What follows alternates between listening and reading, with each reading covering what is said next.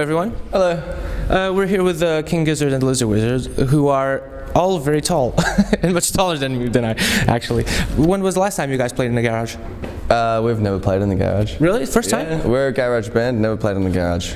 So only True statement. True statement. True statement? Yeah.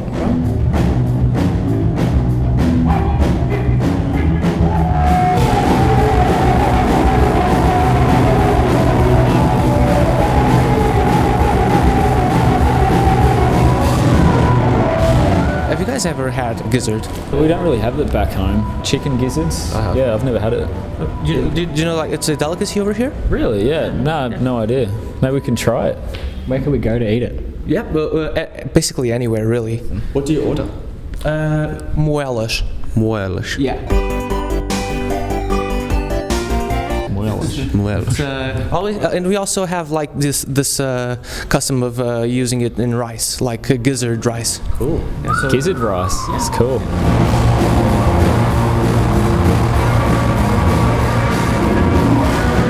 King Gizzard, is it a character because it's king? Is it a huge gizzard? Yeah, it's just like a dude, you know? Just a guy. Yeah, he's just a guy. Sorry, what? It's just the gizzard is just a guy trying to make his way in life.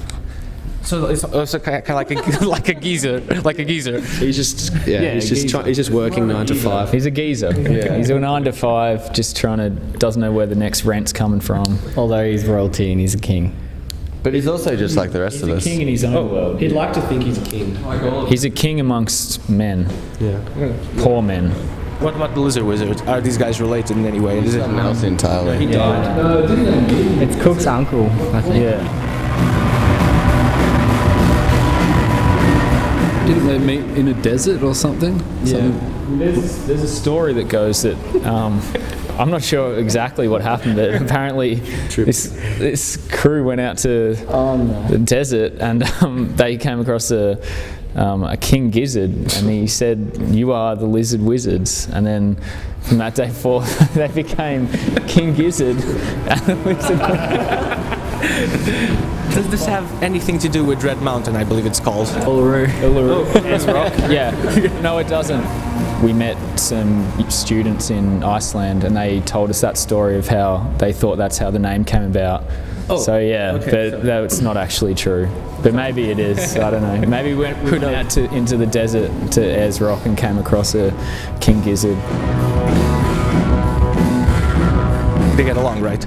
They get along. Okay. Most of the They time. used to not get along, but they get along now. Because of wizardry or because of gizzardry, I guess. I don't know.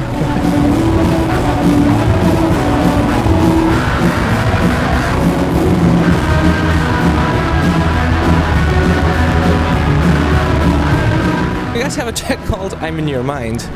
How did you get in there? How did we get in there? That's a trick question, isn't it? It's a trick question. Psychic powers. So that's where'd you get the psychic powers from?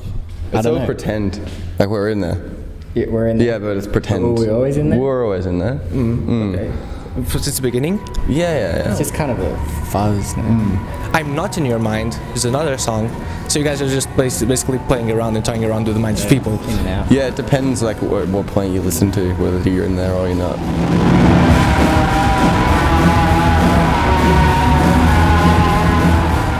The first half of the new album seems like one part, and the second half is calmer. That sometimes happens in mainstream albums. Are you guys going mainstream? Yeah. We've been trying to sell out for so long now, it's so hard. Yeah. It's real hard. Carlton Dry helped out a bit. Back to the Lizards. Are you guys aware of this fighting fantasy book from back in the 80s called The Island of the Lizard King by Ian Livingstone? Does it have anything to do with you guys? Because it was very popular over here in Portugal. That sounds cool. I haven't heard of it. Have you heard of it, Stu? No, I've never heard Is it like a kid's book or something? It's like a kind of a Dungeons and Dragons-y thing. Would you play with dice and a pencil? Cookie? No, I haven't heard of the book. I've heard of Dungeons and Dragons. Cookie likes his fantasy. Yeah, from time to time. So you are the go-to with fantasy things in the band. Yeah, I guess so. In the fantasy community worldwide, can we find you somewhere? Lord of the Rings? You like Lord of the Rings? Yeah, World of Warcraft.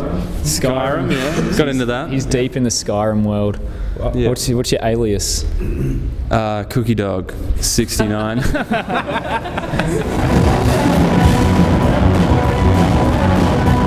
You guys have songs like Cellophane and Hot Wax and Hot Water, which are basically objects. So this is like you guys trying to connect with the real world. I'm not too sure. I didn't write them. Yeah. I think you're talking to the wrong person.